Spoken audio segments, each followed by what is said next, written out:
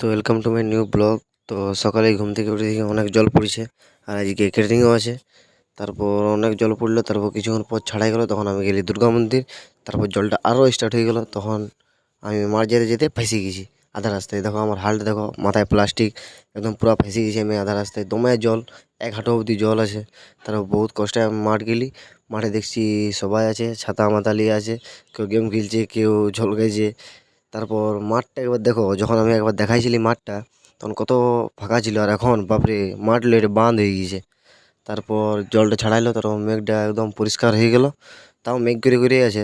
তারপর আমি বেড়াই গেলি কেটারিং যাওয়ার জন্যে। তো রাস্তায় প্রীতমকে পালি, প্রীতমকে উঠালি, এখন অনেক ছেলে আসে নাই।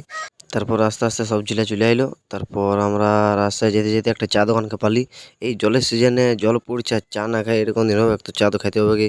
তারপর আমরা চা খালি, তারপর আমরা বেড়াই গেলি কেটারিং যাওয়ার জন্য। তো এই ব্লগটা কেমন লাগলো, আশা করি ভালো লাগলো সবাইকে। যদি ভালো লেগেছে তো লাইক, কমেন্ট অ্যান্ড সাবস্ক্রাইব করে দেবে। দেখা হবে পরের ব্লগে।